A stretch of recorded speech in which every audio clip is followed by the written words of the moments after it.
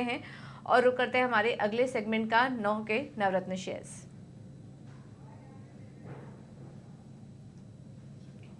नौ के नवरत्न में आज हम सबसे पहले बात करेंगे एचईजी की। तो नतीजे तो आए थे, लेकिन उसी के साथ डीमर्जर भी अनाउंस किया है बोर्ड ऑफ डायरेक्टर्स ने। अब दो कंपनियां में एग्जिस्टिंग कंपनी बढ़ जाएगी, एक होगा ग्रेफाइट बिजनेस और एक होगा न्यू एनर्जी बिजनेस। तो नतीजों और डीमर्जर न्यूज के दम पर एचईजी पर अपनी नजर रखे।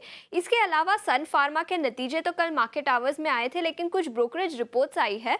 जेफरीज ने टारगेट प्राइस बढ़ाकर अब 1780 रुपए प्रति शेयर का कर दिया है और जेपी मॉर्गन ने भी टारगेट प्राइस बढ़ाकर 1610 रुपए प्रति शेयर का लक्ष्य दिया है। तो दो ब्रोकरेज अपग्रेड्स आई है, टारगेट प्राइस अपग्रेड आया है, जिसके चलते सन फार्मा पर भी अपनी नजर रखे। गार्डन रीच शिप बिल्डर्स अभी पूजा बता रही थी 6% का अपमूव प्री ओपनिंग में दिखा है। काफी अच्छे नतीजे थे। रेवेन्यूज में 70% का ग्रोथ दिखा ईयर ऑन ईयर बेसिस पर। प्रॉफिट आफ्टर टैक्स डबल हुआ है, तो काफी अच्छे नतीजे गार्डन रीच शिप बिल्डर्स से। अपोलो टायर्स में कल ब्लॉक डील हुई थी, 3.5% हिस्सेदारी प्रमोटर्स ने बेची है और ईडलवाइज, मिरे, आईसीआईसीआई प्रूडेंशियल कुछ बायर्स थे इस ब्लॉक डील में जो कल के ट्रेडिंग सेशन में हुई थी।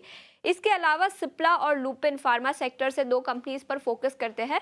इनके कॉम्पिटिटर ने एक इनहेलर की दवा लॉन्च की है, जिसके चलते नेगेटिव इम्पैक्ट इस काउंटर पर दिखाई दे सकता है। सेकेंड लार्जेस्ट रेवेन्यू कंट्रीब्यूटर है ये ड्रग इन दोनों ही कंपनीज के लिए, तो नेगेटिव इम्पैक्ट सिप्ला और लुपिन पर अपनी नजर रखे। ऑल कार्गो गति की बात करते हैं तो कंपनी ने ऑपरेशनल डेटा दिया है अप्रैल के महीने का और वॉल्यूम्स 97 केटी पे आए हैं, जो 6% का ग्रोथ है ईयर ऑन ईयर बेसिस पर। इसके अलावा जुबिलेंट फूडवर्क्स की बात करते हैं, नतीजे तो अनुमान के मुताबिक आए, लेकिन मैनेजमेंट की कमेंट्री आई है FY25 को लेकर। उनका मानना है कि इनोवेशन पर कंपनी का फोकस रहेगा।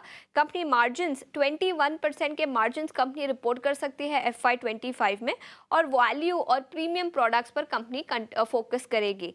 आठवें स्टॉक बिग बोल्ड ब्रोकरेज में हम आज बात करेंगे HDFC लाइफ की। मोतीलाल ओसवाल की रिपोर्ट आई है, जहां उन्होंने स्टॉक को खरीदारी की राय दी है, स्टॉक को अपग्रेड किया है और खरीदारी की राय दी है। टारगेट प्राइस अब 700 रुपए प्रति शेयर का है। याद रखिए HDFC लाइफ काफी करेक्ट हो चुका है पिछले एक महीने में और अब उनका मानना है कि मोमेंटम दिख सकता है इस स्टॉक में।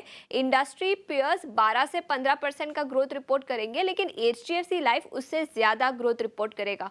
तो बड़ी पॉजिटिव रिपोर्ट है मोतीलाल ओसवाल से। HDFC लाइफ पर उन्होंने 700 रुपए प्रति शेयर का लक्ष्य दिया है।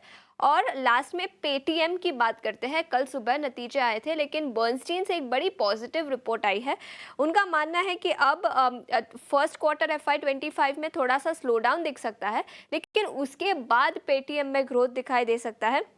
वॉल्यूम्स और यूज एंड मर्चर ट्रांजैक्शन में भी आगे चलते हुए ग्रोथ दिखाई दे सकता है। तो पेटीएम पर ये बर्नस्टीन की रिपोर्ट के चलते भी फोकस रहेगा। थैंक यू आशीषा आपका ये पूरा अपडेट देने के लिए। तो आज जो एक्शन वाले स्टॉक्स हैं वो हमने आपके सामने एक एक करके रखे, उससे जुड़ी खबर और कहां पर एक्शन देखने को मिल सकता है ये हमने आपके सामने रखा।